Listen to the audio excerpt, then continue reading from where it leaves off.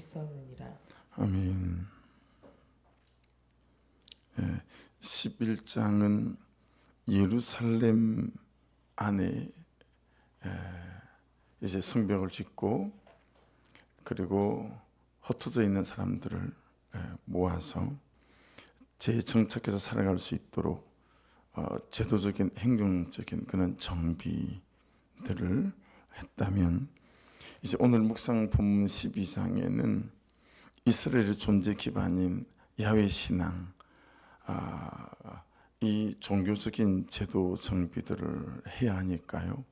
그래서 제사장들이 나오고 또 레위인들이 등장을 합니다.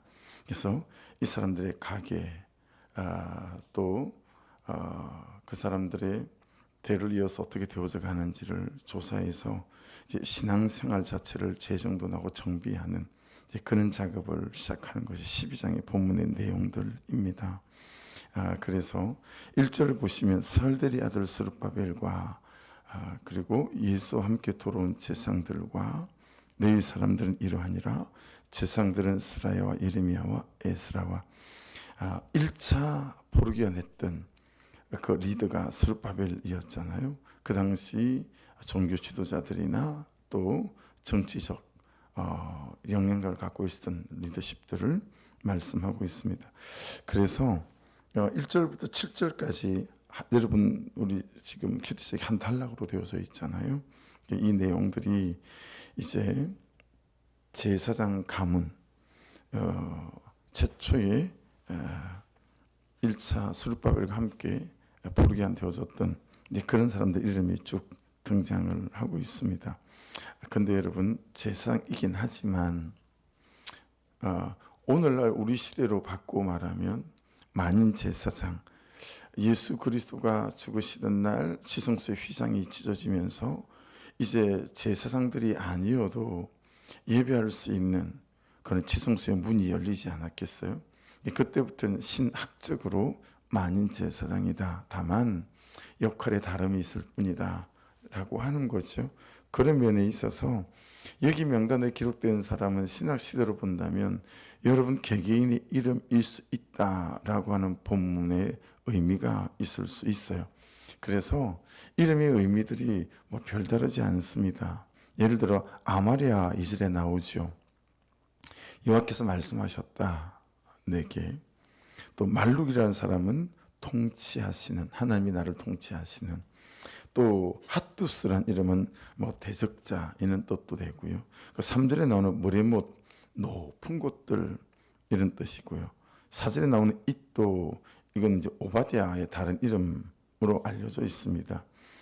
그리고 5절에 가시면 미야민, 되게 운이 좋다 뭐 이런 뜻이에요.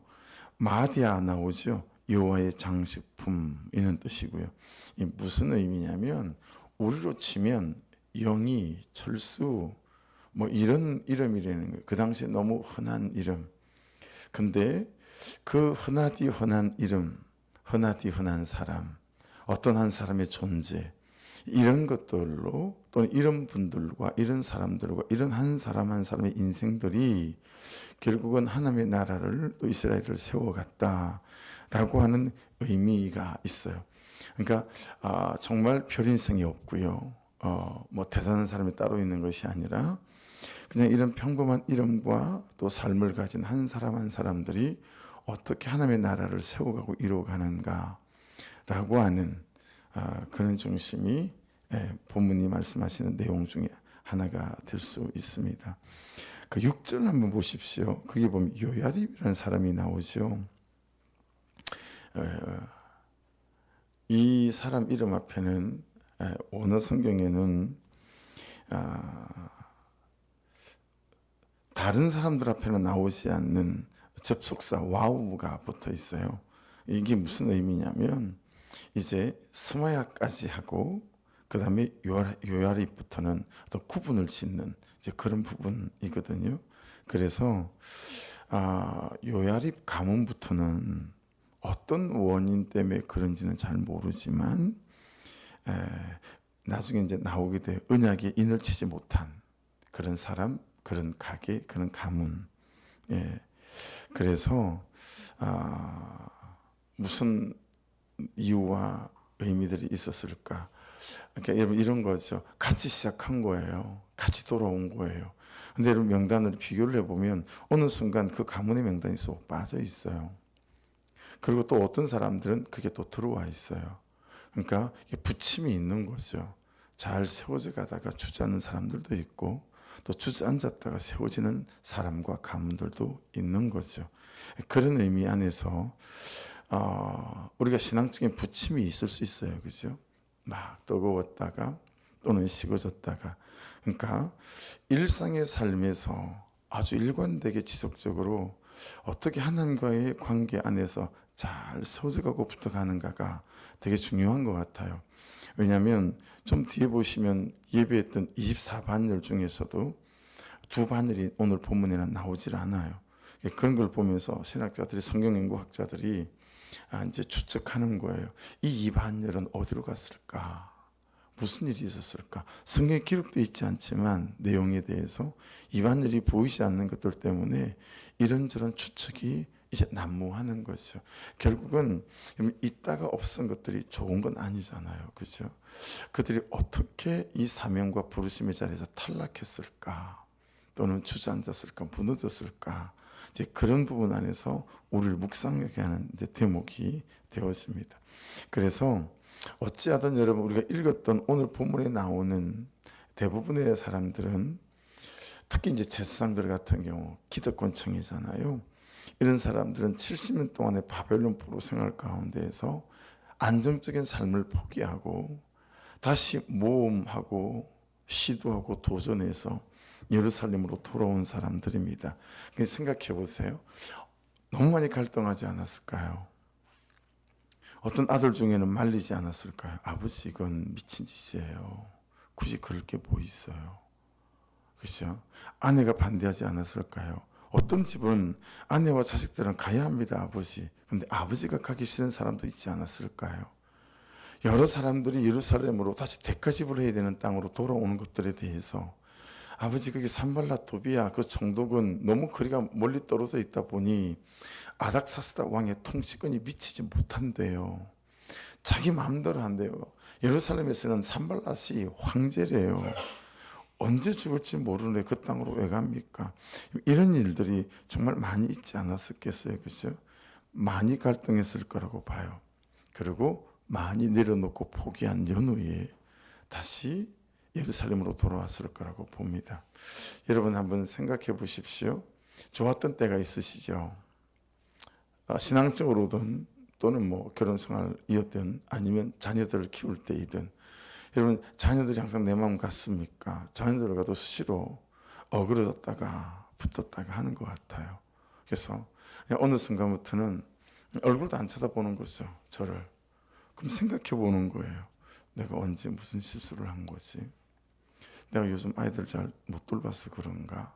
아무래도 시간이 부족하니까 그냥 아내가 제일 피해를 보고 아이들이 피해를 보는 거죠. 그렇죠?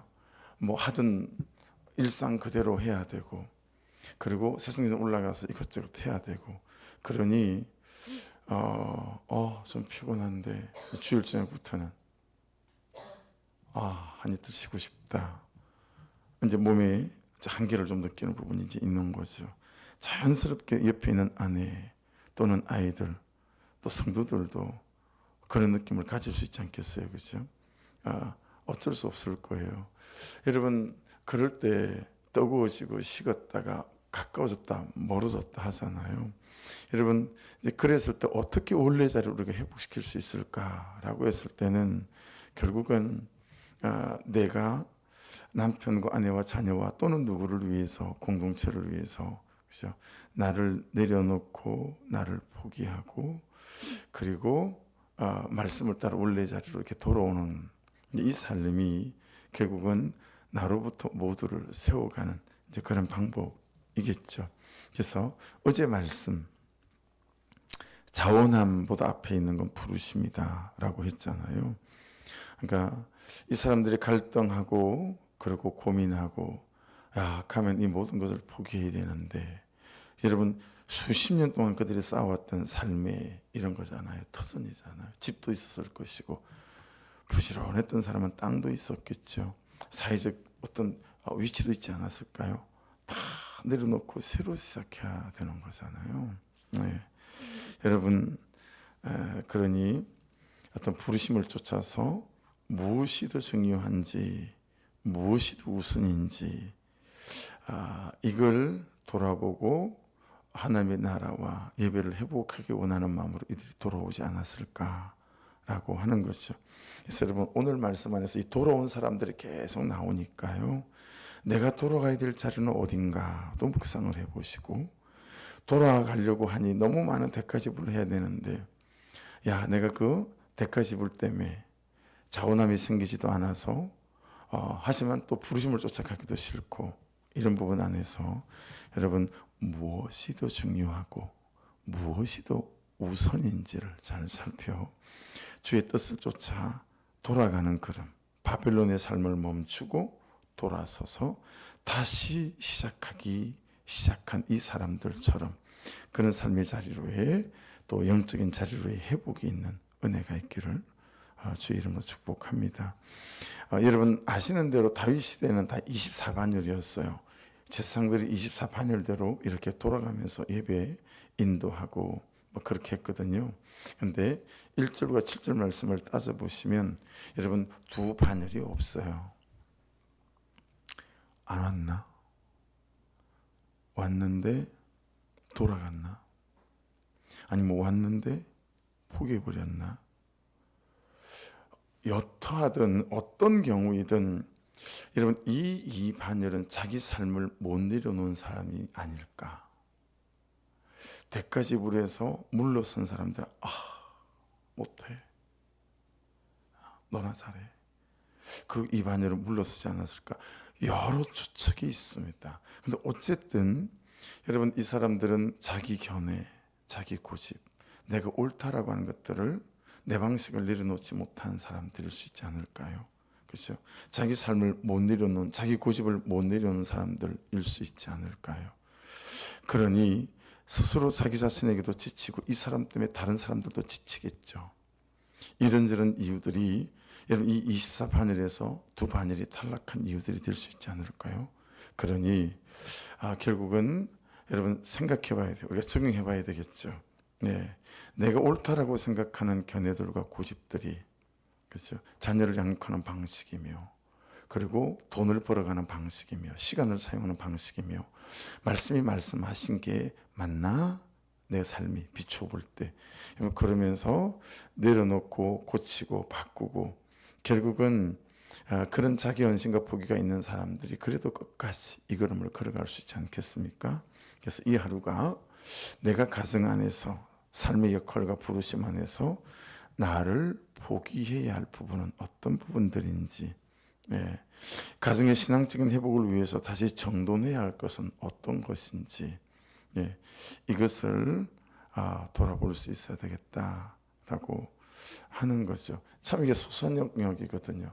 아내가 아프고 내가 아플 때 아이들이 그렇게 삶의 사역들을 나누어서 뭐 할 일이 없었어요. 근데 이게 애들이 맨날 기도하는 애들도 아니고 맨날 말씀 묵상 앞에 머무는 애들도 아니니까 한 달 지나 두 달 지나 3개월 지나니까 이제 엄마도 멀쩡해지는 것 같고 아빠도 멀쩡해지는 것 같고, 그러니 한 녀석이 자기 하나를 포기해요. 그러니까 이해가 안 하잖아요. 그러니까 이해도 안 하는 거예요. 이해가 안 하니까 이해도 안 하는 거예요. 결국은 그 자리에서 절대로 물러서지 않을 것 같은 삶에 정말 성실함이 있는 아이까지 그걸 안 하는 거예요. 그래서 이 화장실 청소를 내가 오늘 내일 언제 하지? 그랬는데 집에 들어가서 보니까 화장실 청소를 누군가 했더라고요. 너무 지저분해서 아내가 했는지 물어보지 않았으니 모르지만, 아니면 그 녀석이 했나 모르지만, 여러분 아내의 역할이, 남편의 역할이, 엄마 역할이, 아버지의 역할이, 또는 부모의 역할과 자녀의 역할들이 여러분 내가 볼 때 만족스럽지 않을 수 있잖아요. 그렇죠?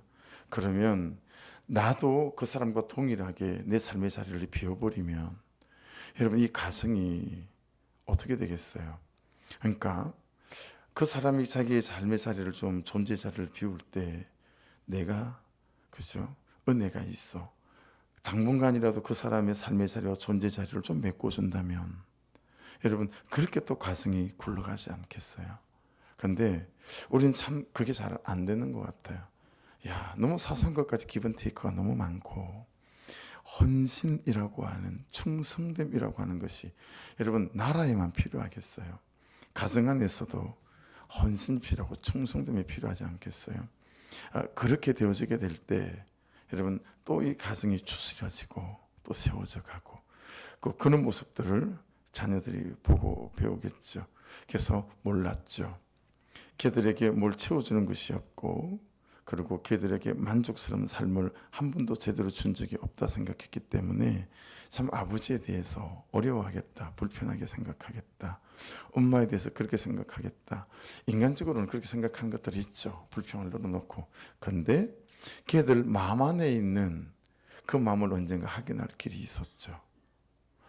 내 아버지에 대한 자부심, 내 어머니에 대한 자부심, 자긍심, 이게 그 아이들 가운데 있다는 사실들을 발견하는 날, 여러분 한 10년은 더 그냥 헌신의 자리에 서 있을 수 있는 에너지가 생기더라고요.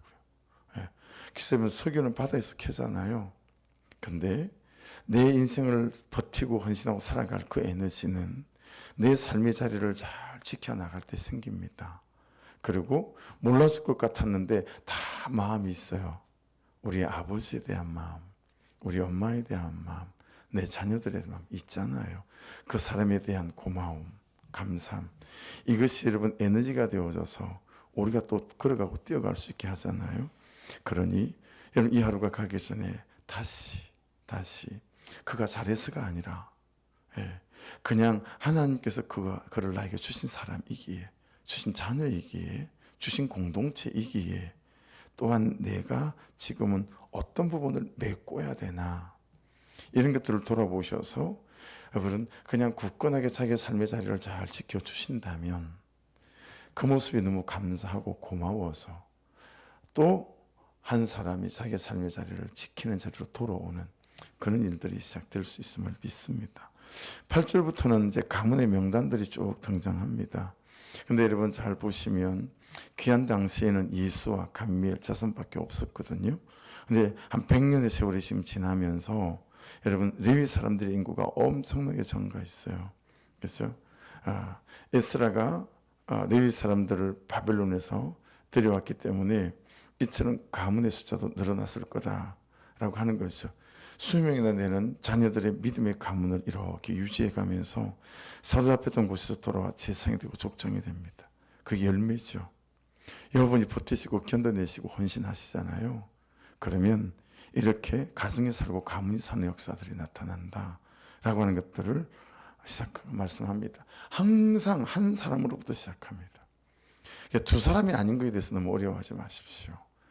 내가 먼저 기도하기 시작하고 무릎 꿇기 시작하고 내가 먼저 대가집을 하기 시작할 때 나 한 사람이 믿음 안에 말씀 안에 올바로 서 있으면 그런 나를 하나님께서 쓰시고 나와 함께 하심을 통해서 나를 하나님께서 책임지시는 일들이 일어나기 시작하고, 그러면 어느 순간 두 사람이 되고 세 사람이 되겠죠. 그래서 여러분 마음으로라도 한번 생각해 보십시오. 작은 자리가 없습니다. 작은 삶이 없고 작은 사람이 없습니다. 하나님 안에서 어떤 초라한 인생이 따로 있지 않습니다. 이건 배움과 관련이 없고 내 재성의 규모와 관련이 없고 어제까지 내가 어떻게 살았는가와 아무 관련이 없어요. 오늘 너무 내 인생이 초라해 보이고 난 뭐 했지? 내가 왜 이렇게밖에 안 될까? 열심히 산다고 살은 것 같은데 그럴 거 없어요. 오늘 내가 다시 내 이 작아 보이는 삶의 자리 가운데 하나님 감사해요. 그러니까 여러분 제가 특별히 감사합니다 기도할 때 그럴 때 혹시 들어보셨어요? 정말 감사하지 않을 때 그렇게 해요. 성전에서 일할 때 감사합니다 그럴 때 있거든요. 재정 때문에 채찍받을 때 그래요. 감사하지 않을 때 감사하다고 오히려 선포하고 고백해요. 그러면서 내 안에 생기는 감사를 경험하죠. 여러분 절대로 초라한 인생 따로 없습니다. 작은 인생 따로 없습니다. 그냥 이 작아 보이는 초라해 보이는 내가 말씀의 은혜 자리에 앉아서 잘 버텨주시고 견디시면 여러분 그 모습 가운데 하나님의 선한 역사와 간섭하심이 있게 될 줄로 있습니다. 그 12절부터서는 제사장에 이제 20일 반열의 이름이 각각 나오고 또 리더들의 이름이 이렇게 쭉 나열되어져 있습니다. 제사장 체계가 조금씩 정비되어져 가고, 그리고 성전 제사가 굉장히 엄중하게 잘 드려졌다, 이런 것들을 알 수 있죠. 드디어 이제 정돈되고 체제가 잡히고 이게 이제 되어져 가기 시작했다라고 하는 것이요. 조금씩 진전이 있는 거예요. 그리고 이제 여러분 저기 22절부터 엘리야십부터 쭉 이제 이름이 나오고, 레위 사람의 족장에 모두 책에 기록되었고, 바사왕 다리오 때의 제사장도 책에 기록되었고, 이제 그 이름들이 책에 기록되었다. 23절에도 기록되었으며, 이렇게 반복 좀 되어지잖아요. 제가 여러분 시골에 살다가, 그리고 운동선수로 오후 수업 없이 살다가, 근데 교회 다니는 좋은 친구 셋이가 있었어요. 김태열이하고 백일승이하고. 그 중학교 2학년 2학기 때 전학으로 온 뒤로 이 친구들 한 번도 만나본 적이 없어요. 고향 가면 이 친구들 좀 찾아서라도 만나보고 싶다, 이런 생각을 하는데요. 그 친구들이 공부를 1, 2등을 하는 녀석들이라, 같은 교회 친구라, 어떻게 그런 생각을 했을까요? 시험 때가 일주일 10일 2주 남잖아요. 그럼 저를 가회를 시켰어요. 2대1로 과목을 나눠서. 걔들이 족보를 주는 것만 공부를 하잖아요. 그럼 너무 성적이 잘 나오는 거예요. 그래서 운동선수를 하면서도 성적이 항상 상위권이었던 것 같아요. 그 성적표를 보고 첫째 형님이, 큰 형님이 공부 좀 하겠다 싶으니까 전학을 시켰어요, 도시로. 근데 반이 72명, 70명 그랬잖아요. 우리는 4반까지 있는데 도시로 전학을 갔더니 12반까지 있는 거예요, 한 학년이. 800명이에요, 한 학년이. 800명인데 첫 시험을 쳤는데 제가 37등을 했어요. 쫓겨났죠, 집에서. 옷보따리, 책보따리 다 사서 집으로 쫓겨났는데, 좀 많이 충격적이었어요. 시험을 치고 나잖아요. 그럼 1등부터 400등까지를 골마루 이름을 다 적어놔요. 그래가지고 수업 시간에 선생님이 이게 이제 문제 풀라고 그러면 누굴 지적을 해야 되잖아요. 일어나. 그럼 이제 제가 일어나잖아요. 그러면 뭐라고 물어보냐면, 저기 있어? 이렇게 물어봐요. 골마루에 400등까지 이름 이렇게 들어가 있냐고 묻는 거예요. 없습니다. 그러면 앉아. 그러면서 그 뒤에 뭐라고 말하냐면, 아유, 저 사람도 아닌 새끼. 옛날에는 그랬어요. 그랬잖아요. 그 400명 명단 안에 안 들어가면 사람도 아닌 거예요. 야, 그러고 넌 밥을 먹냐? 야, 그러고도 너는 엄마가 너를 태어났다고 미역국 먹었을 거 아니야? 그리고 문제도 못 풀게 해요. 야, 그럼 여러분 정말 수치스러워요. 예.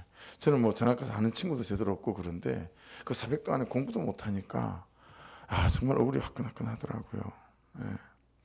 여러분, 무슨 말씀을 드리려고 제가 그런 거냐면, 저는 처음에 시험 쳐서 골마루 명단도 못 들어갔던, 선생님의 표현에 의하면 사람도 아닌 새끼였거든요. 근데 오늘 본문에 나오는 이 사람들 하나같이 평범했던 사람들이에요. 철수, 영이 있는 사람들이었다고요. 그러니까 여러분, 내 삶의 현재의 포지션과 내 삶의 어떤 것들, 이런 것들 때문에 주저하지 마십시오. 왜냐하면 이런 사람들이 다 이 성경에 이름이 남아 있습니다. 그러니까 여러분, 비록 이 땅에서는 무명한 자일 수 있으나 하나님의 나라에서는 유명한 자가 되시기를 주의 이름으로 축복합니다. 어떤 자들이 유명해지죠? 너무 없는데 없는 것 없다고 원망하고 불평하지 않고 감사함으로 사는 사람, 이런 사람이 하나님 나라의 유명한 자인 줄로 믿습니다. 여러분, 다윗을 보세요. 다윗은 잘 살아서 하나님께 스카우트 픽업된 게 아니잖아요. 그렇죠? 무명한 자일 때, 여러분, 형들이 보고 아버지 이새가 봐도 참 얘가 별로인 거예요. 그래서 여러분, 사무엘 선지자가 아들들 다 불러라 그럴 때 다윗은 부르지도 않았어요. 얘는 아니라고 생각한 거죠. 형들 양까지 맡아서 저 산골짜기에서 양 치고 있었어요. 가족조차도 인정해주지 않는 아들이 다윗이었다고요. 근데 그 다윗은 하나님에게 유명한 자였어요. 왜요? 그 양치기에 목숨을 거는 거예요.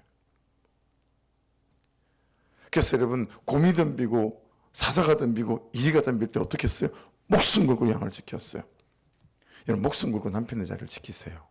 목숨 걸고 아내의 자리를 지키시고, 목숨 걸고 엄마의 자리를 지키시고, 목숨 걸고 아버지의 자리를 지키세요. 목숨 걸고 집사의 자리를 지키시고, 저는 목숨 걸고 목사의 자를 지키고. 할렐루야.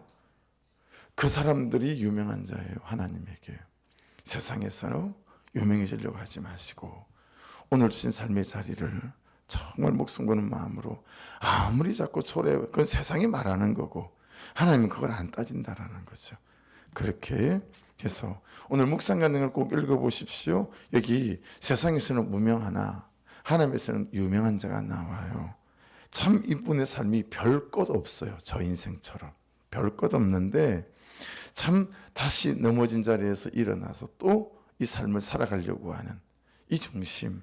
그래서 그냥 제게 참 평범한 묵상 간증인데 오늘 본문에 비춰볼 때는 참 은혜가 되는 묵상 간증이었어요. 야, 그때 이런 분들이 하나님 나라의 유명한 자이겠다. 네, 그런 거죠. 여러분, 이 하루도 참 별것 아닌 내 인생 같지만 하나님의 눈에 쏙, 하나님의 마음에 쏙 들어오시는 그렇게 최선을 다하고 참 힘이 없지만 또다시 시작해보는 한 분 한 분 되시기를 주의 이름으로 축복합니다. 기도하겠습니다. 기도하실 때 하나님 자꾸 주눅이 들어요. 자꾸 열등감에 빠져요. 자꾸 비교하게 되어져요. 하나님 이제 이 아침에 그리 생각하지 않게 하시고 그리 살지 않게 하시고 내가 세상에서는 무명한 자일수나 하나님께는 유명한 자가 되어져서 이 이름이 기록되어진 것처럼 아버지 오늘 감사하며 살고 또 다시 시작하는 삶으로 그렇게 살아갈 수 있도록 새 힘을 공급하여 주시옵소서. 그렇게 우리 기도 시작하십시다. 우리 주여 한번